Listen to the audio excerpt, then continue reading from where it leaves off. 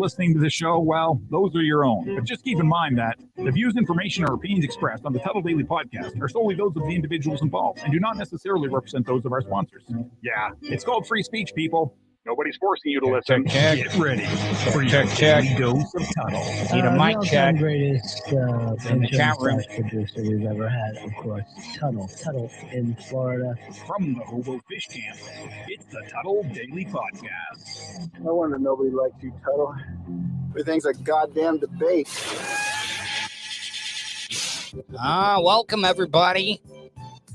As always, if you're in the chat room, it sounds good. All right, good. Listen, see here, Iggy T says, sounds good. And then she follows it up with, so far, LOL. You know, let me explain something to you. When you're at a regular radio station, you have, all right, so you got P1, which P1 is what is going through the board. Then you have on air. You can switch. I can't do that with this board. On most radio boards, you can switch to the on air feed to see how it sounds. I cannot do that here. So if any of you guys are in the chat room and it starts sounding like crap, please speak up. I'm not going to get mad. But I think when I was setting up the show today, I found a setting on StreamYard that it has default speaker, and then there's an option where it says communications. So I don't know if that is something I got to look that up. I didn't have enough time because I just read that when I was setting things up. So I would like some participation from you guys. A couple of ways you can get a hold of me. You can always leave a voicemail, but if you want to call me live during the show, 407-270-3044, or you can email me, tuddle@gmail.com. That's Tuddle with two D's, TUDDLE @gmail.com. Oh, that looks kind of weird.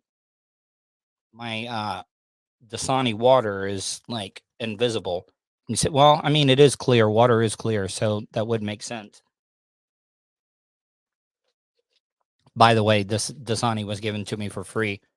Dasani is like, might be, well, I'm going to lose that Coca-Cola sponsor, but it might be some of the worst water. I got to tell you, I've been keeping up with it. That's the thing about it.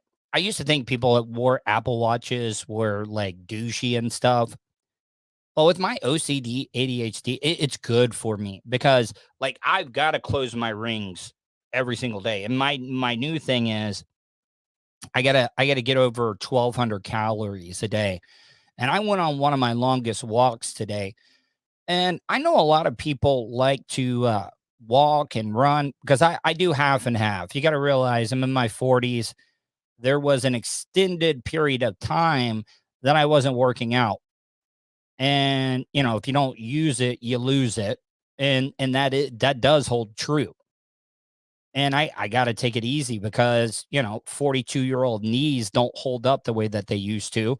Plus, I really never, ever bought a good pair of running shoes.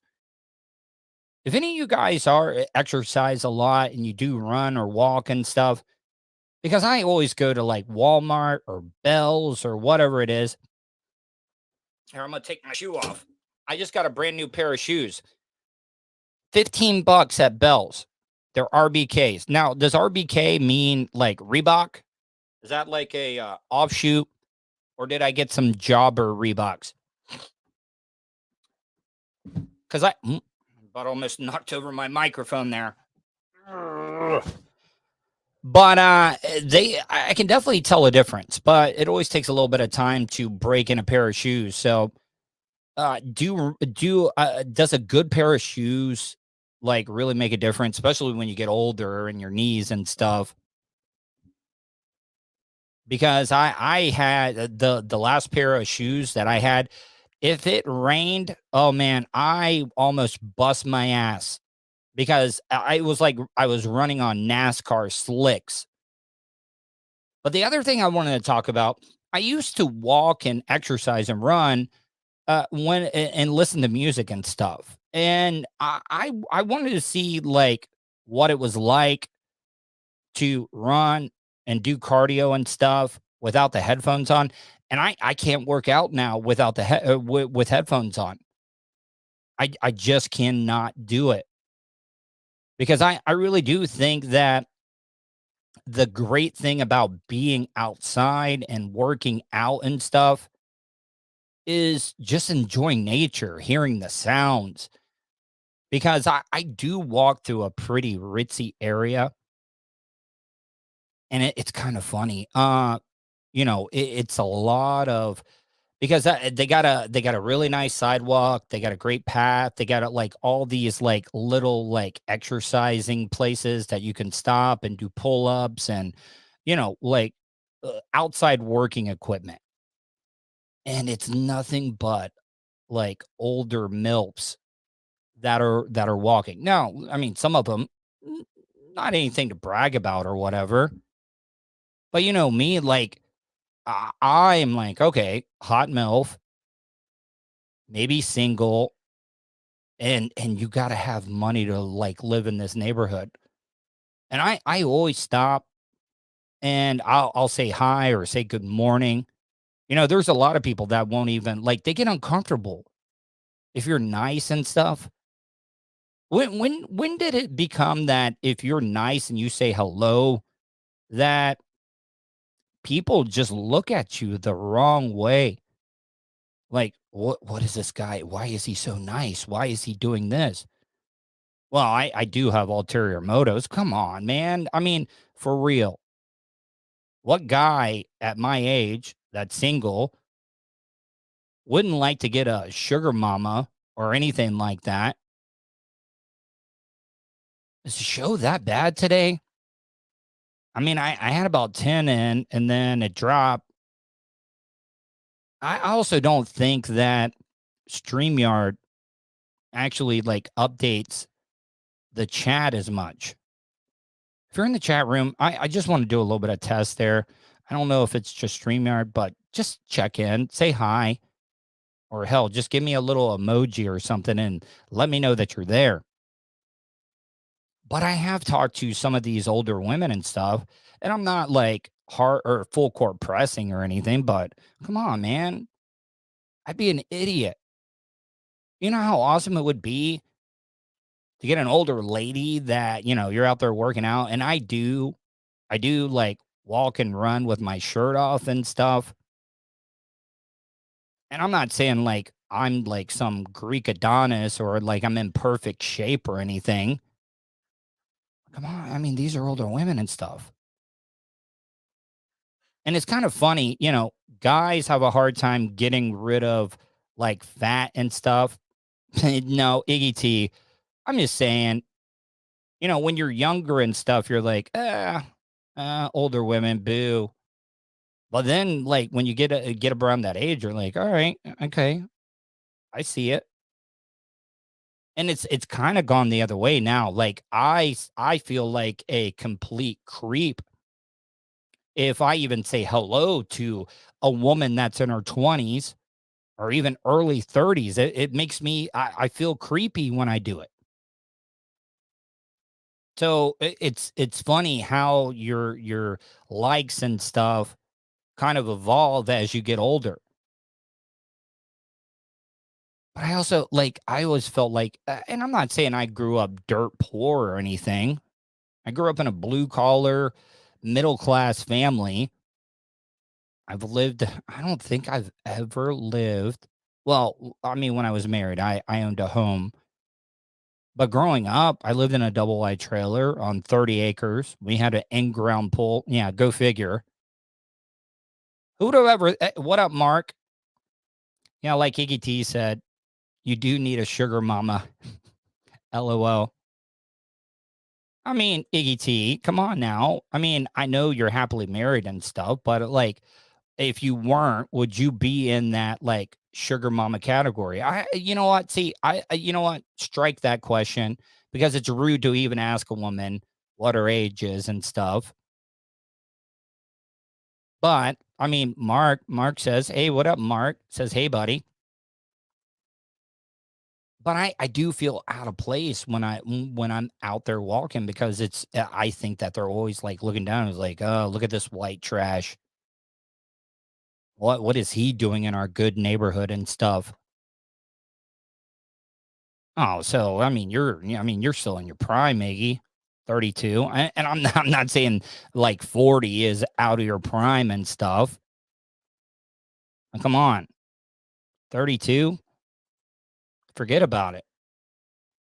I'm not trying to sound like any of the Cincretti family and Peaky Blinders, like I'm Italian or something. Oh, Andy. What up, Andy? How are you, man? What's up, Pat? It's Andy from Michigan. It's been a while. How you been, man? It's a name I haven't seen in a while. I hope you're well. I did see this story. I used to be one of those guys that looked down. I don't understand why people look down on, or judge people for what they collect. Because I was $100,000. I was a baseball card guy. And the thing about baseball cards now is that if you have anything that's past the mid 90s, because they overproduce baseball cards and stuff. But the new thing is sneakerheads. I've known so many people, especially like Colton. Colton is a sneakerhead. Not as much as like my friend Big Dick Richie. I mean, he's got a lot of shoes. Colton's got another friend, man, and he's got a whole room. If you got a whole room that is just nothing but sneakers, then you're a sneakerhead. And I never got it. I was like, because a lot of these shoes, they don't even wear. Cards are coming back, Andy, but they're still overproducing them. I mean, the whole thing about baseball cards is rarity. The most valuable card out there is the Honus Wagner. And it's not even because he was a great baseball player. It's just because his card was printed and was given away when you bought chewing tobacco or cigarettes, I think. And he didn't like that. He didn't like that at all because he thought it promoted smoking and chewing tobacco to kids. So they didn't print as many. Not a lot of people kept them because they didn't think Honus Wagner card was going to be worth anything. I think one of the most expensive, most mint condition, I think Wayne Gretzky owns that one. One of the Honus Wagner cards. But the sneakerheads. But this poor guy,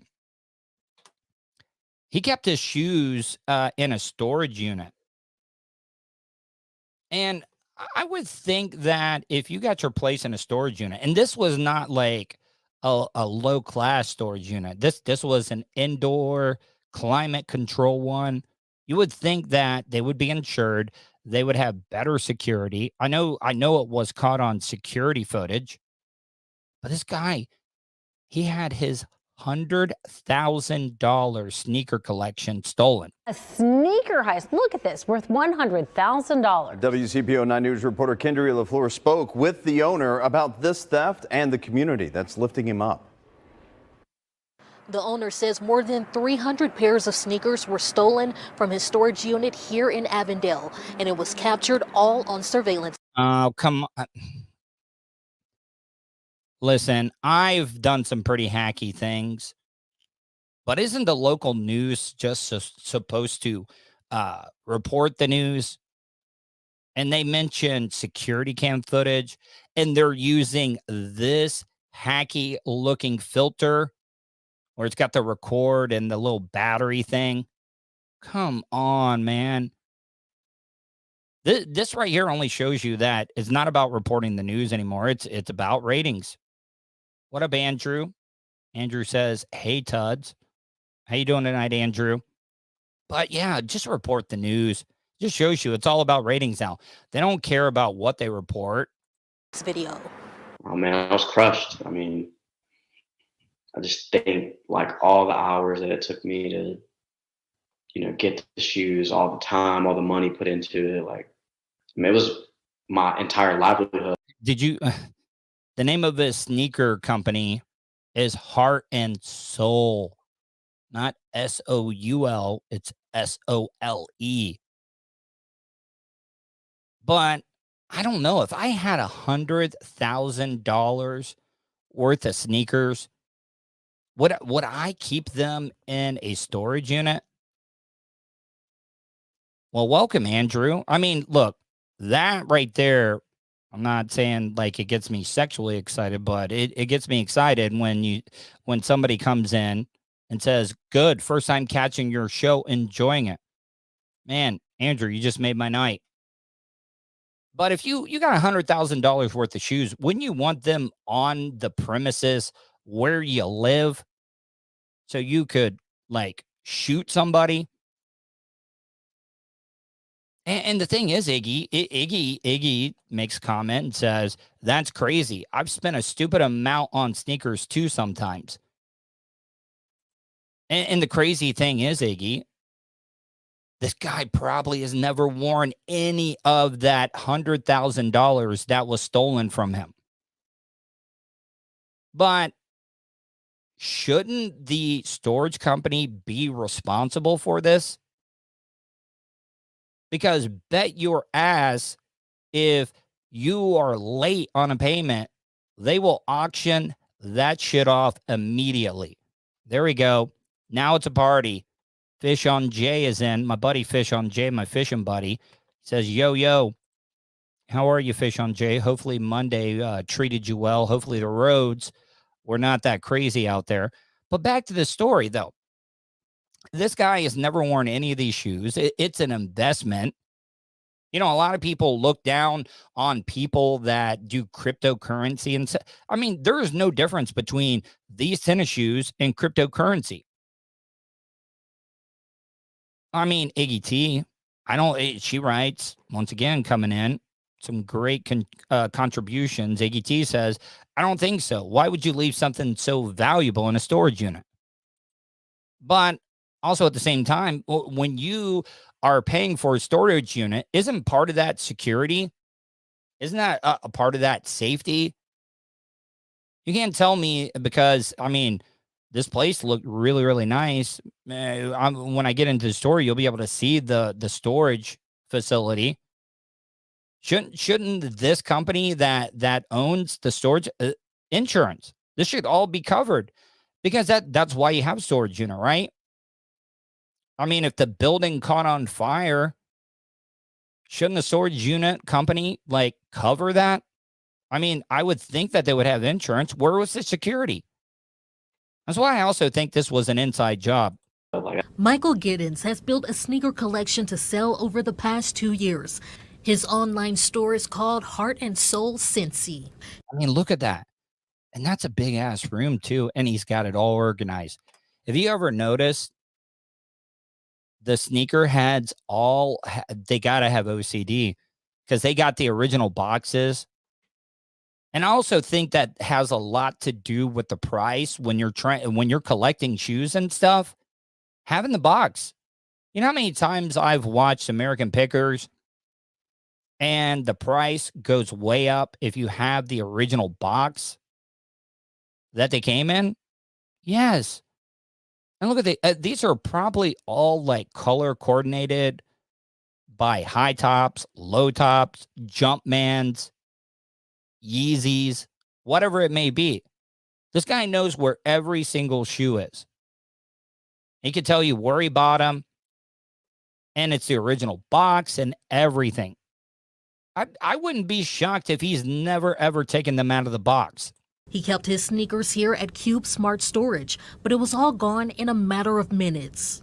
Probably estimated. I mean, Andy, I don't know. Like, I don't think they mentioned that. Wait, do they got like theft insurance in the units? You would think so. Because if you're paying this extraordinary amount for rent, and this looks like the top dollar storage unit. Because I've rented storage units. I've also had my shit auctioned off because I was a degenerate at one point in my life. And they don't care. If you don't have that money, it's going to auction.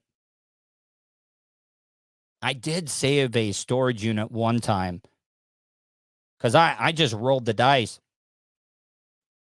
I didn't have the money at the time, and then I finally got it, and I was like, all right, I'm going to go to the auction, see if I can buy my stuff back.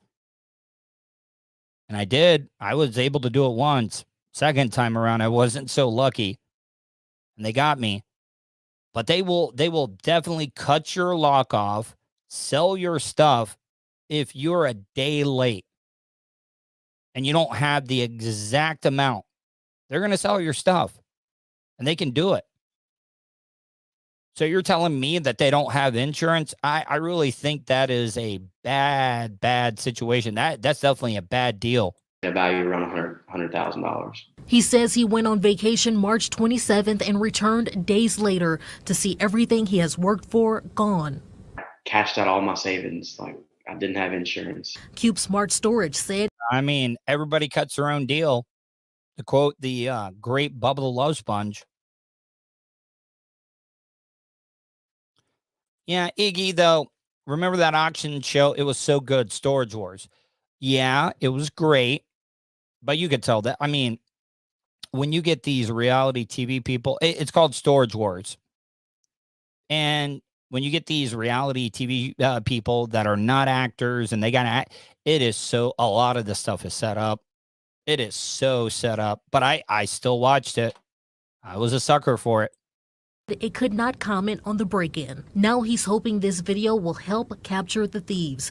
Meanwhile, the community has stepped in. A GoFundMe. All right, come on, man. Seriously. Why? All right, I feel bad for this guy. I think he got a raw deal. But isn't there a lot of other charities and stuff that you could give your money to besides a guy? I mean, he even admitted he did not have insurance or anything. I mean, Fish on Jay, I mean, I couldn't have said it any better. It was a jobber show. Storage Wars was a jobber show that sucked you in. It did. It was mindless television where you just veg out and you really don't even have to pay attention. But this guy was such a dumbass that he didn't have insurance on this stuff, which I think that the storage place should be responsible for this. But what is that? $7,284. What about some people that have lost everything in a house fire or whatever?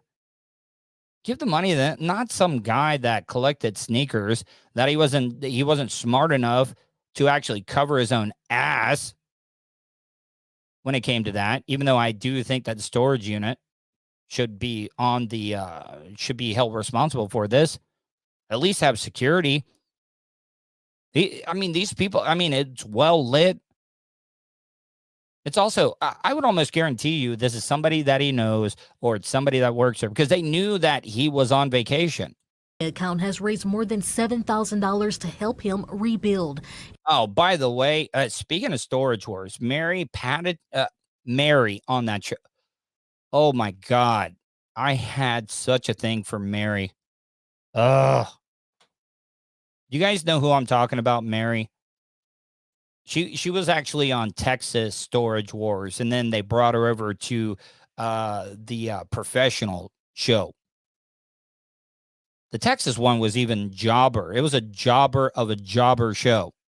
And he says some local sneaker shops have also donated shoes. Honestly, like, that has encouraged me so much just to know that, like, there are people, this guy. Isn't it funny that, look, I'm a nerd, but the ones that are sneakerheads that collect sneakers are the least athletic people. This guy's never played a day of basketball. He's never ran. Probably never ran a day in his life. Here locally, nationally, that, love and support me. Like, I know that, like, God's got a bigger plan and this is going to turn out for my good. I love it when people go, God's got a bigger plan. You think if there was a God, he gives a damn about your sneaker collection? And if there was one and he did care about your sneaker collection, I don't want to worship that God. And by the way, God's supposed to be controlling over everything. So God basically stole your sneaker collection. And I'm just going to continue to be faithful. In Avondale, Kendra LaFleur, WCPO 9 News. All right. So I'm going to get to one more story. Coming up here in a few minutes. This is also available on my YouTube channel, youtube.com/Tuddle. I talked to the maintenance woman here at the new place that my mom lives at. And there's always a lot of littering outside of the park, like boundaries. So she's always out there cleaning it. She was like, yeah, there's like some homeless camp out in the woods. I was like, oh man, I need to go there. Because I've been making friends with Andy. I've talked about Andy. Andy rides around on that trike bicycle. He's a good dude. We're a very good dude. Well, I got bored today and I'm like, you know what? I'm gonna do a video. And that's one of the things that I learned from Bubba. Like content. Do content off the air to be able to play it on the air. So I was a little hesitant of going out there. I do have my concealed carry, but I also didn't want to carry it out there in case I like had to use it. It would look really, really bad. Defunct radio person from the Monsters in the Morning and the Bubble Love Sponge show, Tuddle, goes out. He's a wannabe YouTuber. Goes out to try to interview homeless people in a homeless camp. And he killed a couple of homeless people because they tried to rob him. So I only brought a knife out there. But then I went out there to try to find Andy because I thought it would be great if Andy came with me. I thought if I had one of their own with me, I would be accepted. So I'm going to play that here in just a few minutes. Oh, Lummy's Peg Juice. Checking in, Tuds. Hey, buddy. I'm glad you're joining Lummy's Peg Juice. I always love it, like, when all those familiar usernames pop in from my old show that I was on, Bubba the Love Sponge. I'm going to play this one story before I get into my homeless camp interview. I hate this phrase, Karen. I think the is happily riding his bike on the side. Way overused. But if there is ever a Karen I've ever seen, you know, I love how a lot of older people. Thank you, Lummy's Peg Juice. Not trying to mark out to myself, but Lummy's Peg Juice says, got a good show going on. Thank you, man. I really appreciate that. But when I was younger, you know, my dad would respect your elders and stuff. But a lot of these older people don't realize that these kids are always filming. I mean, you cannot get away with anything and it not be caught on camera.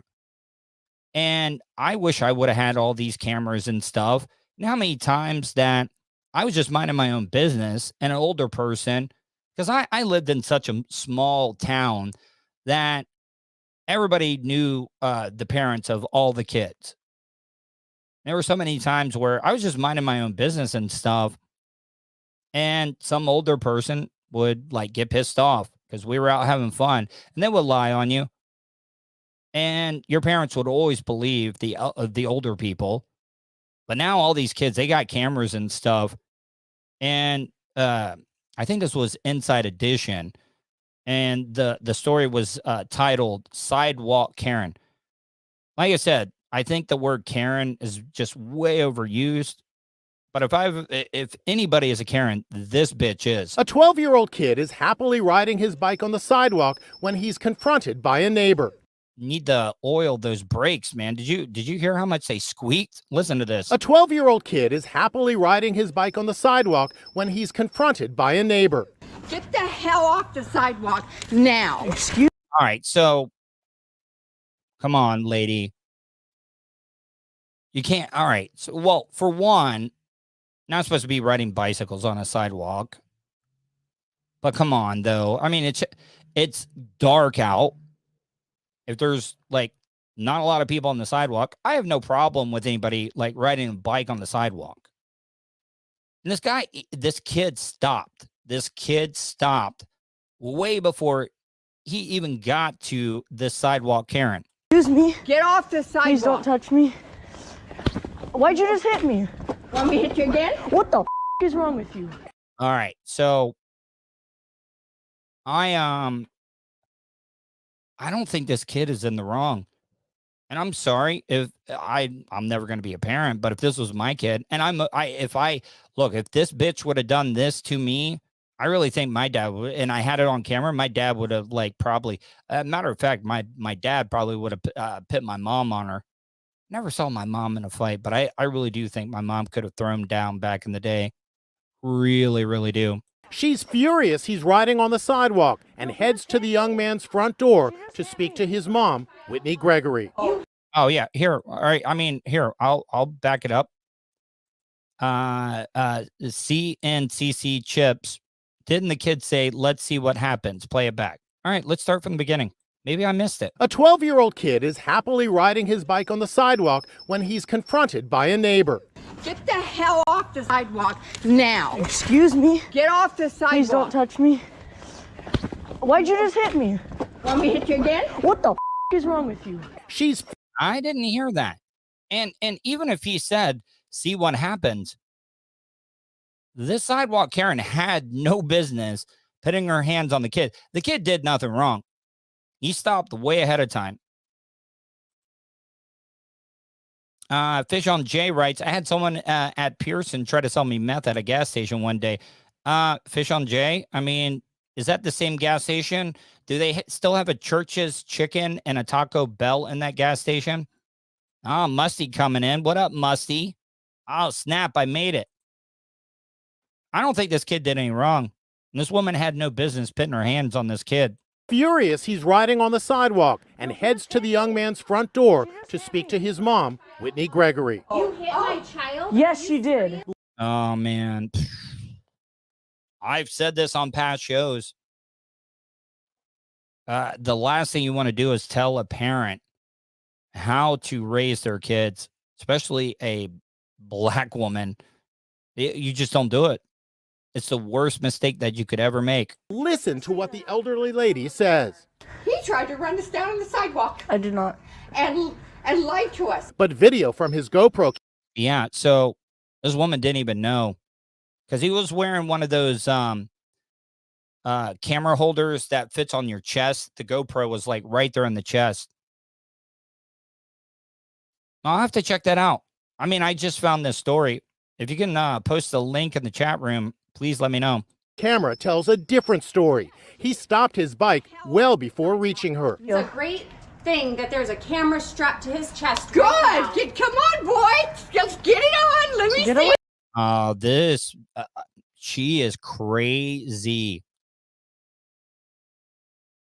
I feel sorry if this woman is married because Jesus Christ Almighty.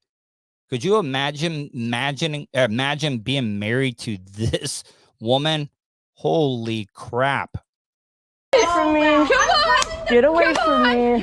The crazy encounter unfolded in this upscale gated community. See, this is the problem here. Look at this place. Look at all these homes. It's a bunch of rich, entitled people. And the rich, entitled people, they are just the biggest assholes that you'll ever find. Of Santa Ana, California, where the average home costs $1.5. All right, there you go. $1.5 million average home. Once again, rich people being dicks, feeling entitled. That's exactly what it is. Twisted. I just read that. Man, middle-aged diet pills do wonders. Man. Oh my God. And you know what? This woman's probably never worked a day in her life. She's bored. She's just looking for stuff to bitch about.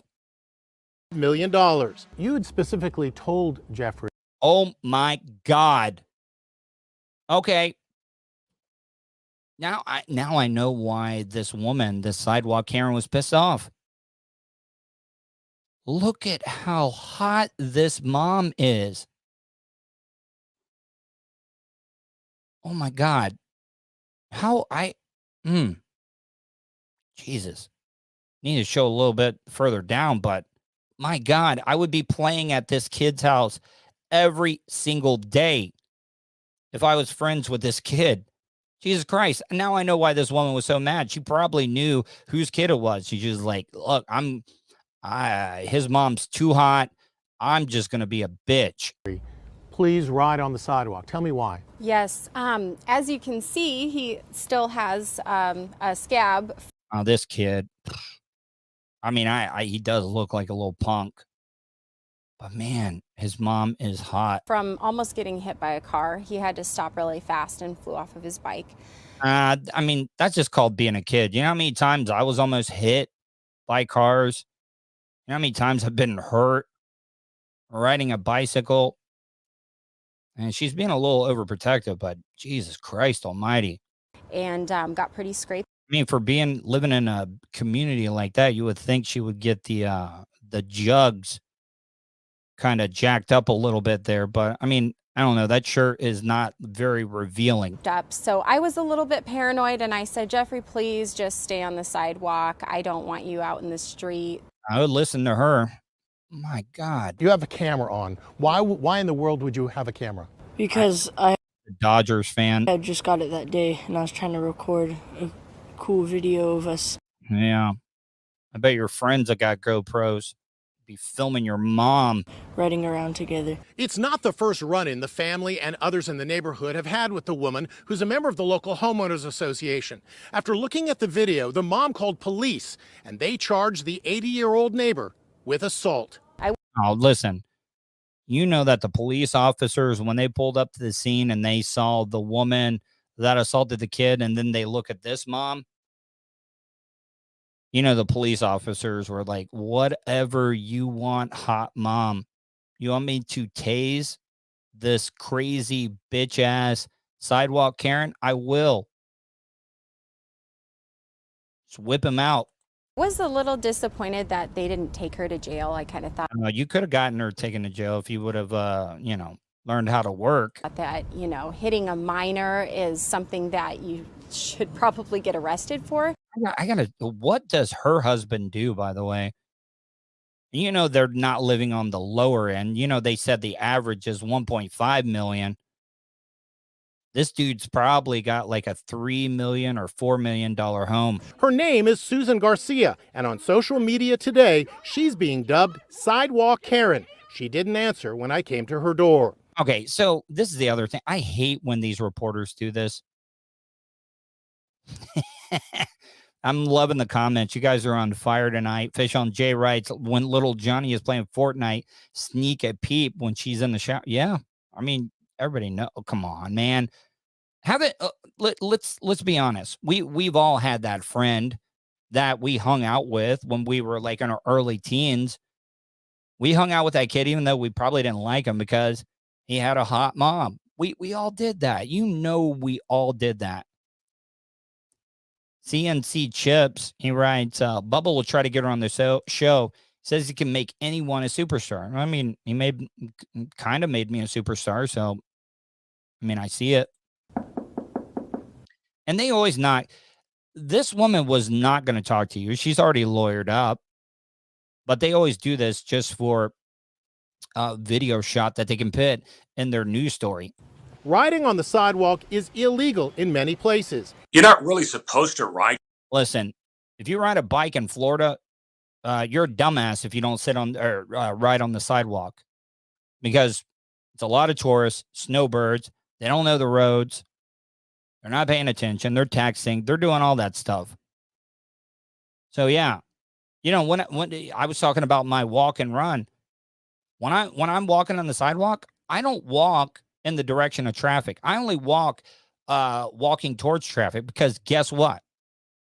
I want to be able to see if a car is not paying attention. At least it gives me a chance to jump out of the way if somebody's texting and they're going to come like just run me over. So, I mean, in Florida, as a pedestrian, you cannot take anything for granted. your bicycle on the sidewalk, but unless you're in willful disregard of somebody's safety, it's not a violation of the law. The video. This kid is a minor. So what? Even if he was breaking the law, he's not going to go to jail for it. And look at this Sidewalk Karen. Shows. Look at she's got a little bit of a pooch there. Look at that. Oh, man, she's got some saggers, too. He wasn't at fault. She was the aggressor. Why'd you just hit me? All right. So I previewed this earlier. I ended up going out. It didn't end up being a homeless camp because there was only one person out there at the moment. And this guy did not, and I understand it. I know a lot of people are going to be like, oh, what? The maintenance woman at, well, when you hear this interview, you could understand why he did not want to be on camera. Because oh man, when you hear what he did, but I went out there and I interviewed this guy. He didn't want to be on, but I went back and watched it because I had the camera on me the whole time. So you could see my facial reactions talking to him. It's about a 9 or 10 minute video. Hopefully it plays well on StreamYard because they do have a size limit. So hope you guys enjoy. If it does start to mess up, just say something in the chat room, please. I talked to the maintenance woman at the new place that my mom lives at, and she told me about how there is this like little homeless camp that all the homeless here in the area of Edgewater stay. If you can see that little opening there, you can see how the little path has been worn down there. And I don't know, I don't feel really, really good about this because, I don't know, there's a bunch of homeless people out there. I do have a knife on me. That's about it. So, I don't know. Let's see how this goes. I have, man, this is kind of a little shady here, but let's see how this works out. You can see that this path is worn down. A lot of stuff out here. I don't know. Okay, that's not good. Alright, this is a little, I don't know. Let's see. It probably could be nothing. This could just be a little path that everybody walks through. But who knows? Oh, yeah. All right, guys, so from all my years of doing man on the street stuff, I had to dip out from that previous video that I did. Homeless people, vagrants, they're more likely to talk to you. They're more likely to be nice if you bring some offerings. So I'm going to go up to Chick-fil-A, get a couple of Chick-fil-A sandwiches, and, you know, like $5-10, maybe to pass along to them to kind of, like, I don't know, sweeten the pot a little bit. All right, so I'm out driving around looking for Andy. I talked about him on the Tuddle Daily podcast, and I thought kind of having like a homeless Sherpa, Andy, tag along with me. We just went to the bank. I got a 20 out, all-in-ones. I was going to buy some Chick-fil-A sandwiches like I said, and I was going to break off Andy some of it. I think that they'd be more willing to talk to me if I had one of their own with me. So, we'll see. I mean, this could be a big waste of time. Well, looks like Andy is MIA, so I'm going to have to go with this and fly solo. I'm going to run to this Chick-fil-A. I don't know. I can't think of any other stuff because I don't want to bring alcohol. I know that they probably would like alcohol and stuff, but I also don't want to offend them. So I was thinking some food, maybe like a little bit of cash and stuff. We'll see how it goes. I might get stabbed by a homeless person. All right, so I'm in line at Chick-fil-A, trying not to show these people's license plates and stuff, but I'm just curious. I'm curious to what homeless people would like. You know, the less fortunate would like from Chick-fil-A. I think I'm just going to go with the Chick-fil-A sandwich Should I go with the chicken nugs? Should I go with some chicken strips? Matter of fact, I may get like a sandwich and like a 6-count chicken strips. Barbecue sauce, Polynesian sauce, Chick-fil-A sauce. I don't know. Never bought Chick-fil-A for a homeless person. All right, so attempt number 2. Going out here to the camp here. Just wanted to come out here and see what's going on. And I did bring some stuff with me. So hopefully this goes okay. I don't know. I don't know. I did see somebody out here earlier, so let's see how this all works out. I don't know.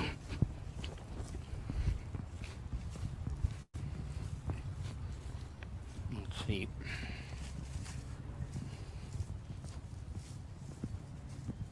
Hey, what's going on, man? Hey, what's happening, bro? I was just coming to bring you some stuff. Oh, man. I didn't know, like, because I'm a documentarist. I told you. Tuddle here. I ended up coming out here, like a lot of people were telling me, oh, I shouldn't come out here and talk and stuff, but I've met a lot of great people since I've moved to Edgewater and stuff, and I think it's a shame because a lot of people are having hard times.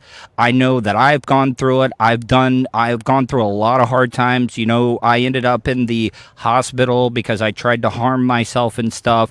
And it caused me not to judge people what they're going through and stuff. And I'm not going to show this person out of respect and stuff. But I got Sebastian here with me. Sebastian, how are you, my friend? Pretty good. How about yourself? Now, I wasn't sure. Like, I got the chicken sandwich and the chicken strips and stuff. Like, is that okay? Oh, that's fine. Okay.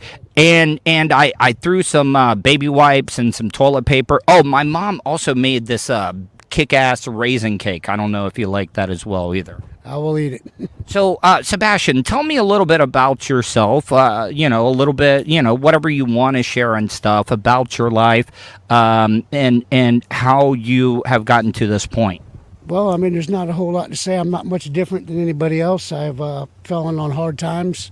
A lot of past decisions that I've made in the past are biting me in the ass today. My past doesn't define who I am today, but because of choices I made in the past, I'm having trouble finding work, and I've spent a lot of time in and out of prison, and it's starting to, catch up to me now. And like I said at the beginning of this thing, that I tried to harm myself. I dealt with mental illness and stuff, and it wasn't until that time where I finally realized that you can't judge people because everybody has their own story and stuff. They really, really do.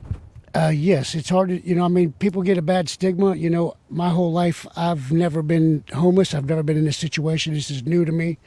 I do have a girlfriend, and it's new to her as well. And I used to look down at homelessness, and I used to actually shun people, when they would ask for money. And now that I've humbled myself, it's a very humbling experience. And now I can see that it's a worldwide problem, and it's definitely here in America.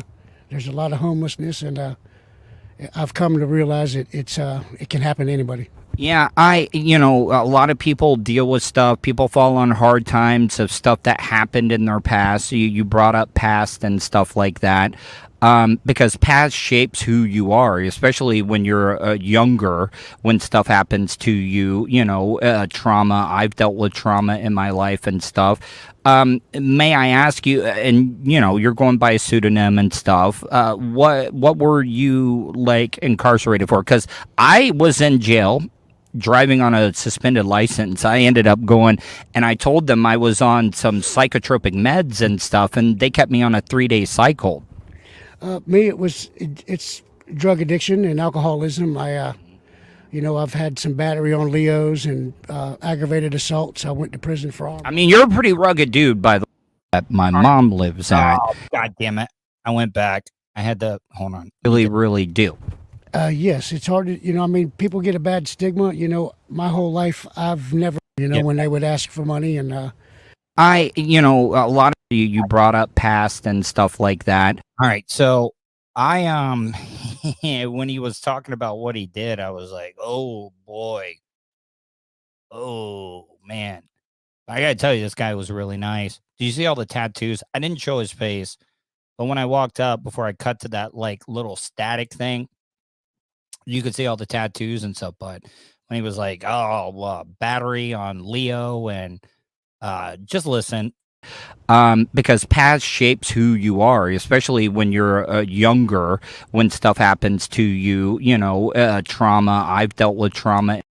Twisted Movies, he writes, I just left Denver yesterday after being there for 5 days and a very large homeless population there. Very rough times. I wouldn't think that Denver would be like a good place for a lot of homeless people. A lot of homeless people come to Florida because the weather is just good. It's just great year round in my life and stuff. May I ask you, and you're going to listen to this, man. Oh man, going by a pseudonym and stuff. What were you like incarcerated for? Because I was in jail driving on a suspended license. I ended up going, I swear to God, I hate my side profile. Ugh, I look horrendous in my side profile.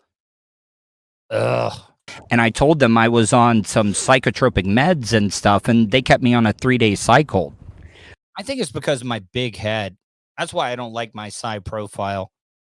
I look like an extra in the movie The Hills Have Eyes. Me, it's drug addiction and alcoholism. I've had some battery on Leos and aggravated assaults. I went to prison for all. I mean, you're a pretty rugged dude, by the way. If I'm just being honest, I wouldn't want to mess with you. Looks can be deceiving. I'm nothing like I used to be. It's all bark and no bite now. But in my past, I robbed some pharmacies and I've robbed people. Wow. I mean, come on. He robbed a pharmacy. They got cameras all over the place. They got the oxys and stuff in the safes. I don't see like what the upside is to robbing a pharmacy. Because it's going to take you a while. Because, to get to the oxys, I'm telling you right now, if I'm a pharmacist, I'm giving them up. I'm like, hey, do you need me to carry these oxys out to your car? Just don't shoot me. And you know what? I'm kicking myself in the ass. I wanted to, because the guy says he did 15 years. So 15 years, I think he had to have used a gun, right? To get 15 years.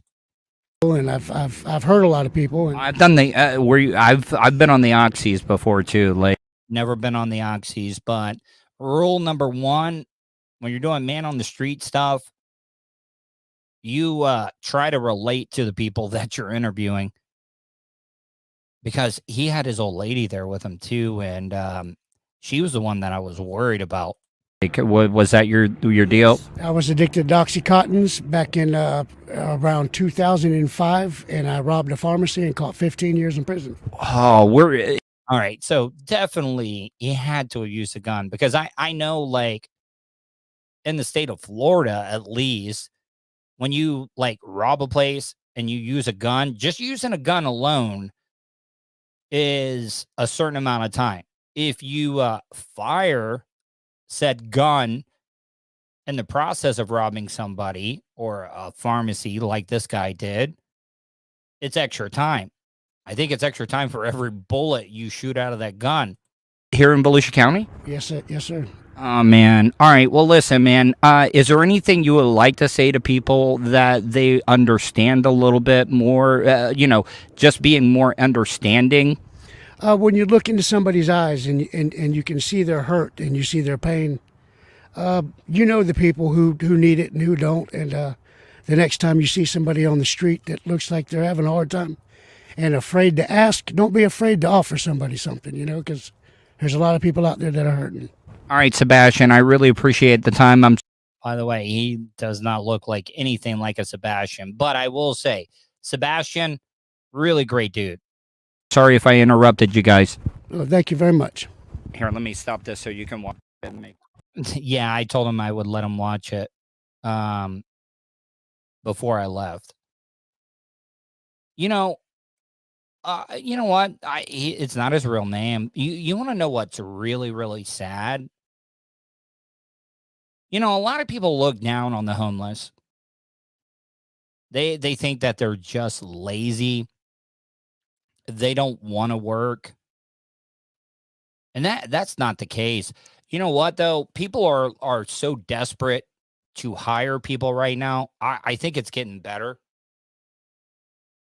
But, like, if you have any criminal background, it's hard to get hired. And people do not look at the circumstances of what happened because they only see felony. They don't see the story behind it. And it is hard. It is extremely hard. It used to be hard to get hired if you had any criminal past. Thank God of HIPAA laws. Thank God that no future employer, I've talked about it, so I'm kind of kicking myself in the balls by talking about it. But thank God, like, employers can't look and see that I was in a mental hospital for 11 days. But they can't. They can't use that against me because it's part of my medical history. Now, what this guy did. Now, also, let's look at this, though. A lot of people think, how many people that have gotten addicted to pain medication? And I know a lot of people won't agree with me when I say this. The pharmacies, the doctors, the drug companies, they preyed on this. They knew that this drug was so addictive, and the doctors were getting bonuses for writing these prescriptions. That they would get cars, vacations, trips, whatever it may be, to push OxyContin. Twisted movie. Hold on, let me read this. I'm gonna put it up there so I can read it. The sad part is the scammers. Years ago, I saw a beggar on the corner of Forsyth and University, that's in Orlando, take a bill from a guy. Then he hopped the fence, got in a BMW, and drove away. Okay. Well, you gotta. Okay, but let's look at that. Now, does that piss me off? Yes, it does. It does. It pisses me off. But at the same time, you got to be a good judge of character, like Andy. And by the way, I went back out to the store, had to get cat food. I ran into Andy. Andy has agreed to, because Andy is a good guy. He does not bother anybody. And I've talked about Andy. Andy's the guy that rides around on the tricycle bicycle. And he never asked to buy alcohol. He never asked for money. Every time I see him, I was like, "Hey, do you need anything, Andy? Yeah, can you go into the store, buy me a Gatorade and a Hershey's chocolate bar?" I accidentally bought him the ones with the almonds in it, and he didn't like it. But he wasn't ungrateful. He was like, "Hey, next time, can you get the candy bar without the almonds in it?" He never asked for money. I do give him money every once in a while. My mom. Every night she cooks. You know what my mom does? Any of the leftovers. My mom puts them in a Tupperware. Hey, next time you see Andy, bring it to him. Andy loves it. You know what Andy does? Andy washes the Tupperware that my mom puts the food in. And when I bring him more food, Andy gives the Tupperware back to me, washed out. And he's very, very grateful for it. And I didn't want to push Andy because I think Andy has been taken advantage of. And I think Andy trusts me now. And he did say he would do an interview with me on camera. So hopefully I'll be able to bring that to you soon because Andy is one of the good guys. And I do agree with you, Twisted Movies. There are people that are out there that are scamming. But back to the drug thing, like this guy, he probably had an injury or something. He got Oxycontin pushed on him, and he got addicted. And I know you guys look down on addiction and stuff. You realize how many people self-medicate because of trauma, or they're going through stuff, or they're depressed. You know, especially here in the South. And I'm not saying anything bad about my parents, but like my dad was like, what do you got to be depressed about? Or mom was like, oh, you should be happy. You know, like, it's not their fault, because I'm sure my dad's parents and my mom's parents were old school. And when you weren't feeling good or you were depressed, they probably said the same thing about them. I mean, the same thing goes with racism and stuff. Kids aren't born racist. They're taught that. And it's gotten better through like generations. But it's a lot on how your parents raise you. And sometimes it's not even your parents' fault, because their parents fucked them up too. So don't look down on people just because they're addicted to stuff. You don't know what's going on in their life. Look, I had my substance abuse addiction and all that stuff. You guys know that I was a raging alcoholic.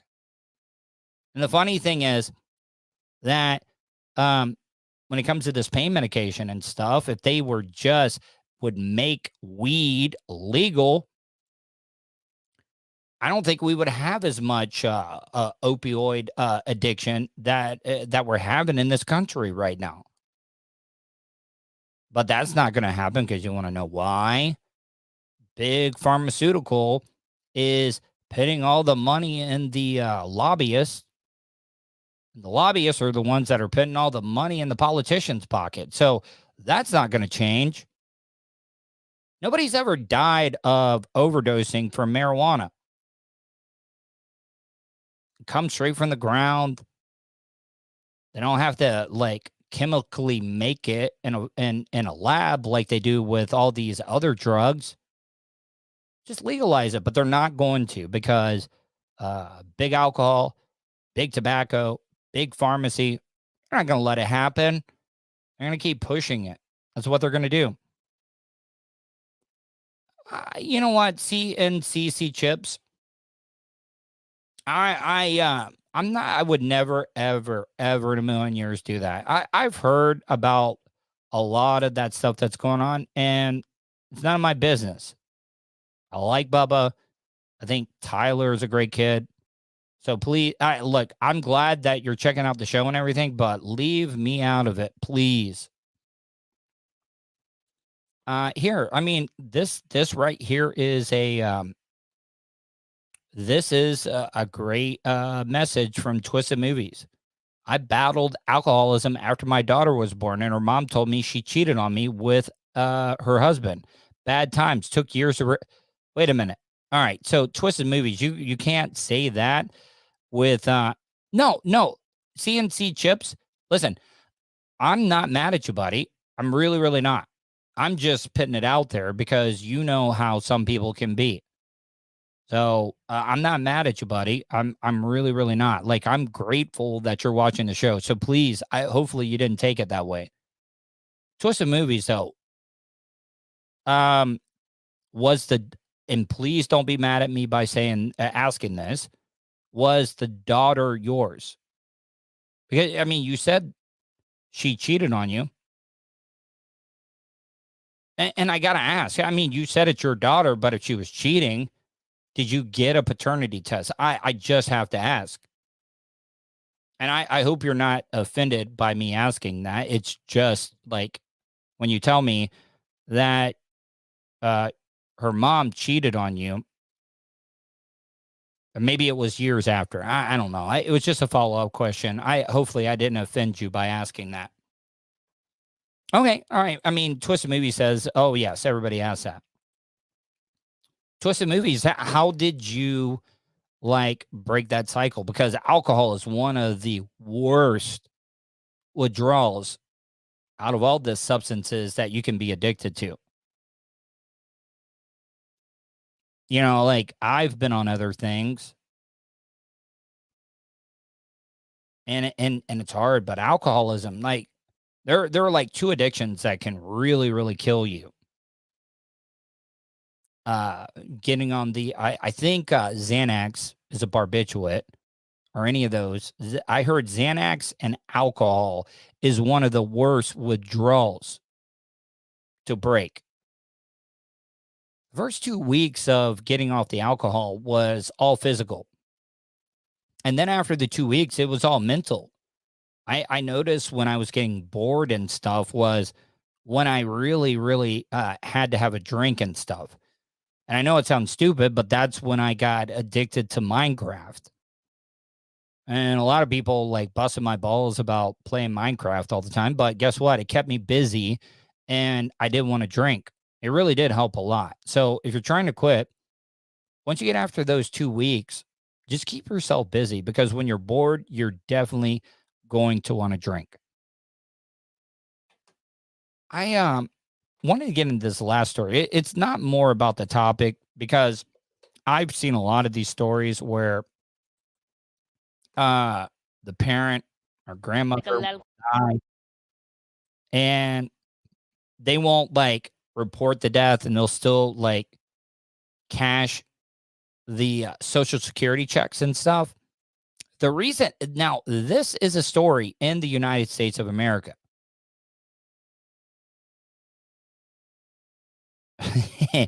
You know, my mom has been saying a lot. I've gotten a lot of compliments on my hair and stuff.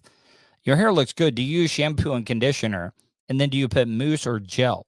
Do you blow dry your hair? All right. Before I get into this story, Ramiro, a lot of people like to use that body wash / hair shampoo. Don't use that. It dries the hell out of your hair. I use regular shampoo and a conditioner. I brush it right after I get out of the shower, let it air dry a little bit. Then I towel dry it. Then I don't use a gel. I use a paste. And what happens with the mistake that people make with paste, and I'm not saying I got gray hair. I do have thick hair. Nobody in my family, on my mom's side or dad's side, had ever went bald. You know, everybody says guys' hair gene comes from their mom's side. So, but nobody has ever gone bald in my family. My dad had a full head of hair. Matter of fact, he still had a lot of dark hair before he passed away. And so then the thing with the paste that you want to do, you get a glop out, you put it in your hand, but then you got to rub it. You got to get it a little bit more liquidy. Then I put some water, rub it again. I shake it all the way through. Then I brush it again. I set it, and then I like do that. And then I go outside. I do not blow dry my hair. Blow dryers dry your hair out. You get a lot of split ends. God, I'm sounding so metrosexual when I'm describing this. I let air dry outside. So, yeah, I go to my if you guys are looking for a good, you know, I had never had a good, like, I'd never been to a real barber and had a great experience there. But if you, what up, Manu? Manu says, yo, Tud. Twisted Movies also wrote, but today I have a great relationship with my daughter. She's 12 in a couple of months. That's badass, Twisted Movies. You know, I mean, I don't have any siblings and stuff. But I've seen a lot of friends that have got daughters and stuff, and there's nothing like that father-daughter relationship. But back to if you guys live on the East Coast in the Volusia, Brevard, hell, Seminole, or Orange, because I got a little bit of a drive, but it's well worth it. If you're in the Melbourne, Brevard area, and you want to get a real deal, genuine barber shop experience. And a lot of you guys were like, oh, who's your guy? It's not a guy. Amanda Bellinger. Amanda is a barber. She's a third-generation barber. Matter of fact, I got to look this up because I want to make sure that I give her a good plug. I have never, ever gotten a towel or hot towel and a straight razor shave. And I got to tell you, if you've never had it done and you're in this area, get it done. And Amanda is like one of the nicest, most just just all around great person. And I'm not trying to like sexualize her or anything, but she's like beautiful too. And she's just an amazing person. But she does a great job, great conversation. If you want to get it done, go to Booksy. Booksy is where she schedules a lot of her stuff. But her shop is located at 905 East New Haven Avenue, Suite 204. It's upstairs. It's in Melbourne, 32901. You want to give her a call, 321-804-1067. Once again, that is 321-804-1067. So I didn't mean to go on a tangent there, but you kind of squirreled me with the hair question. Omar. Omar, yippee yo, bo bop, shabam, what's up? Omar, this is the first time you checking out the show. I always love it whenever I can, when I see new people in the chat room. Manu writes, I live in NZ, but would love to live in Florida. NZ. Is that New Zealand? I'm just curious because I'm pretty good at the abbreviations with the states. Manu, are you really in New Zealand? Because if you are, I would love to interview you. Manu, can you reach out to me? Because if you are from New Zealand, if you could email me, yeah, please. Can you email me Tuddle at gmail.com? That's Tuddle with 2 Ds, TUDDLE at gmail.com. But Omar, if this is your first time checking out the show, thank you, man.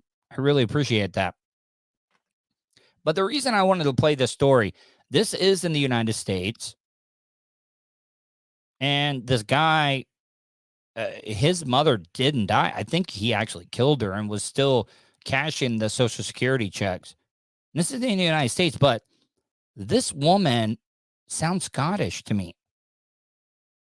You don't see a lot of people from the United Kingdom coming over here as reporters to do local news. 47-year-old Michael Lelko is now facing... That's definitely Scottish.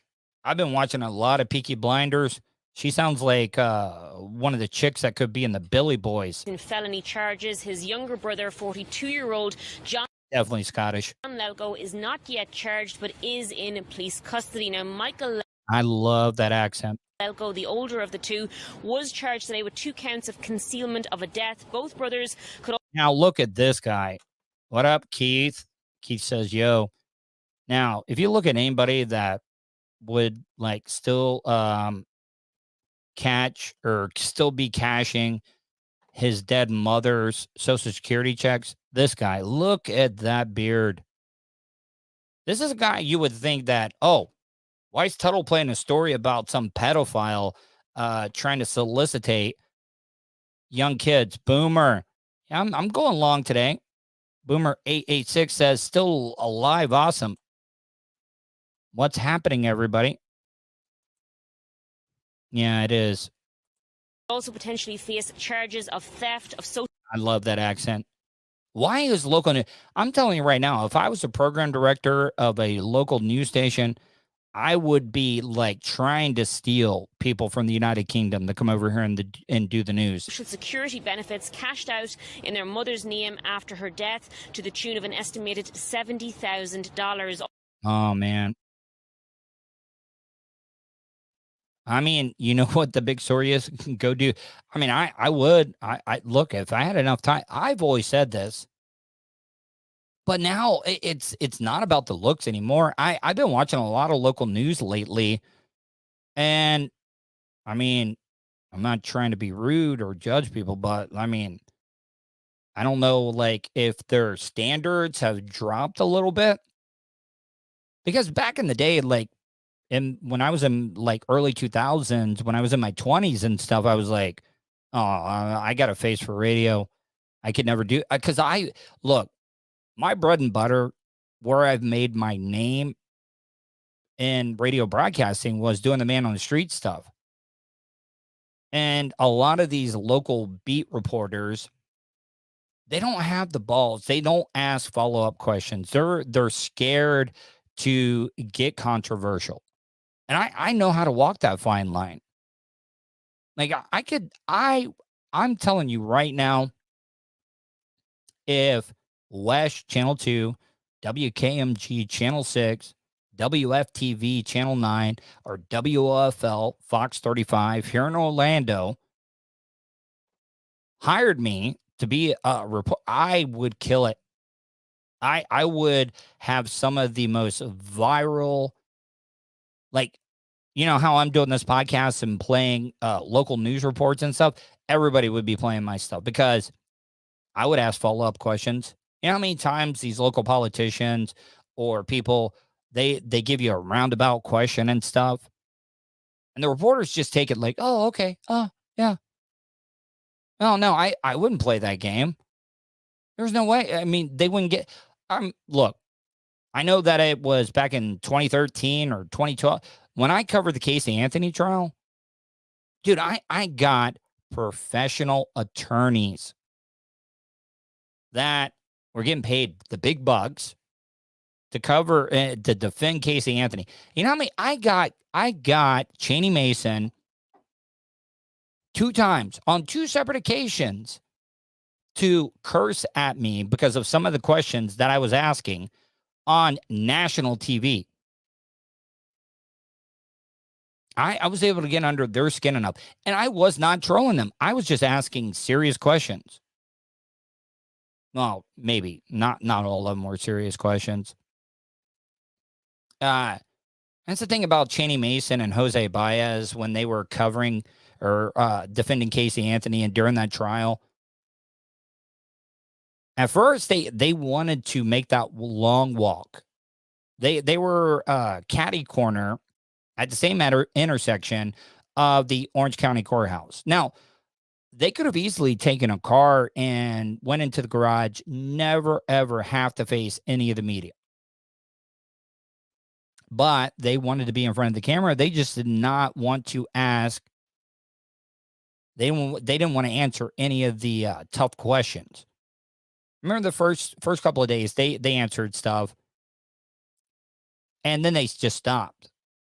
And I was asking softball questions, and I warned them. After a couple of days of them not asking any of my questions, I told them, I said, all right, if you're not going to answer any of my questions, then I'm just going to ask you whatever I want to ask you. Cheney Mason actually wrote a book. He didn't mention me by name, but the reason that I know that he was talking about me, because one of the questions that I asked, he used as an example in the book. He had like 3 female paralegals that were, doing all the crappy work and stuff. And I asked the question. I was like, I asked Cheney, and he actually used this in the book. He was like, oh, this radio or broadcasting jackal asked my female paralegals that, were they worried that they were spending too much time with Casey Anthony, that were they concerned that their periods were going to sync up, their cycles? The women did not really seem that offended, but Cheney was like, oh, man, I'm not going to pay. He was mad, told me to fuck off on live TV. You also know, like, after the trial, when they were having the celebration at the restaurant across the street, I was trying to get a soundbite from him. And Cheney walks up to the door and flips the bird at me. And then, like, Jane Velez Mitchell was covering it live for what's her face? Who is that blonde Southern woman? What the hell is her name? You know who, the one that was calling her top mom and stuff. Anyways, it was on live TV on Headline News or Court TV. And Jane Velez Mitchell walked. It was like, what did Cheney do to you? And it was on live TV. It was cable TV. They're not going to get in trouble for it. And I flipped the bird finger into the camera. Oh, she was so pissed at me. Anyways, let me finish this story up. All of this started back on August 26th of last year. The investigation began when the water company alerted police, saying they hadn't provided service at the residence in over a year. Wait a minute. Look at this. This guy looks like a cult leader. Look at that guy. He looks like he's talking and trying to convince people to drink Kool-Aid and wear all the same sneakers. Service at the residence in over a year. When officers showed up in the 3900 block of South... Wait a minute. So Boomer 886, really? Thanks to Fish on J for the gifted sub. Man, Fish on J, man, thank you. Thank you. Center Avenue that day, they were reportedly met by the two brothers. Police said I think you guys are getting tired of listening to me talk. Numbers are dropping. the house was a hoarder home, packed to the gills with various... Back to the gills. The guy was not only a hoarder, he was still cashing his dead mom's Social Security checks. items from floor to ceiling. It's understood authorities found feces in the home, bottles filled with urine. There was no working toilets or indeed running water. While speaking Toilets. with the pair, police say they told them their mother, Jean Lelko, who was in her late 70s, had been pushed down the stairs in 2015 by their sister, resulting in a head injury that led to her death. The brothers then told authorities the sister, who was in her... I swear to God, they need to get more Scottish women to report the news. Because I could sit here and listen to this woman talk and report on anything. 40s had died of COVID-19 in 2019. Oh, come on. All right. I call bullshit. 2019 and she died of COVID? Come on. Thank you, Boomer. Yeah. Well, his dad was a piece. No, I didn't even read that. Seeing I thought you were talking But there about. was no state record of either death. The bodies were found in the garden in big duct-taped plastic containers. Big duct tape. And it has taken many months to even be able to identify them. I mean, Manu, she wouldn't even know that. I mean, it could be Irish, but it sounds Scottish to me. Irish, I don't know. This sounds Scottish. I'm going to have to talk to my friend Amy. To even be able to identify them. That's what took so long in this investigation, was the labs to be able to determine the DNA. I mean, this guy needs a throat lozenge. Once that was verified, those reports were sent to the medical examiner's office, and through further review by the ME's office, it was an undetermined cause of death. Oh, yeah. Anyways, we've all seen all those stories of people still cashing Social Security checks and stuff. I just found it like unique that it was some like Scottish or Irish, somebody from the United Kingdom. Well, I mean, it wouldn't be the United Kingdom if it was Northern Ireland. Anyways, guys, hey, I want to thank everybody. Like, seriously, it does mean a lot that, I know that because my audio podcast, by the way, if you're listening to this, because I take this audio and it's available for the audio podcast, because a lot of people like to listen to it in the car and stuff.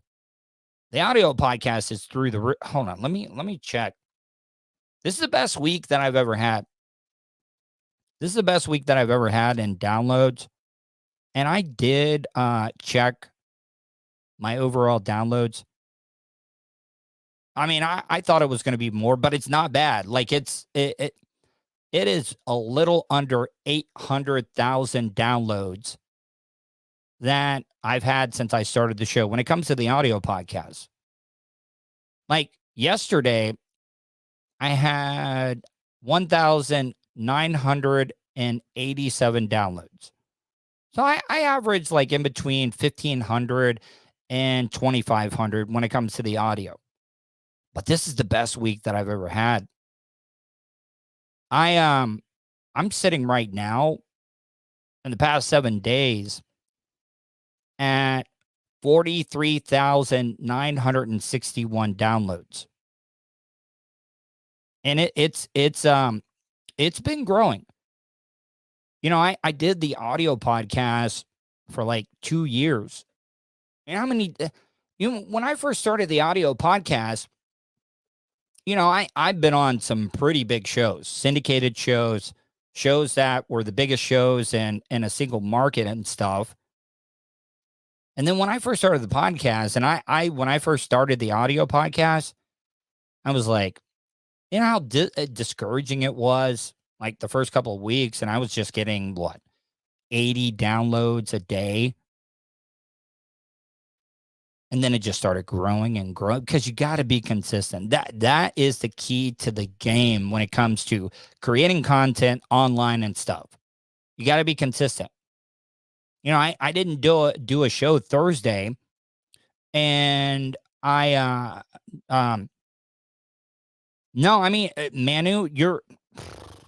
I'm glad you brought that up because I would have forgotten.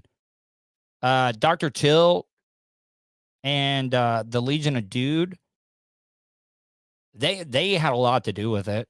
Like, they picked my live stream randomly just to rate it, to try to mess with me. And I wasn't for sure what happened at first. I didn't know what was going on, but I was playing along with it and stuff. And I handled it correctly, and I made a lot of great friends. I made a lot of people that liked the show, and I really do think a lot of that has to do with the Legion of Dude and Dr. Till and them, for sure. I can't look. I'm very grateful for them stumbling upon my stuff. But now that I've got this studio and stuff, and I'm doing the live stream every single night, this is a new thing. Like, I use StreamYard, and I don't know what platform you guys are listening or watching or viewing this on. Just because you are on a certain one, and there's not a lot, because you got to remember, I just recently started Twitch. So if you don't see a lot of people, there are other platforms that I'm on right now that I've got some people in there. And I'm really not embarrassed. Like, I don't do it. If there was only 5 people in here right now, I would still do the same show that I'm doing right now. Because, Atomic Shaman. Yeah, look, Atomic Shaman. Hopefully you tell the guys and stuff, like, I've been having amazing shows and stuff. And I really do think that it is partly because of you guys.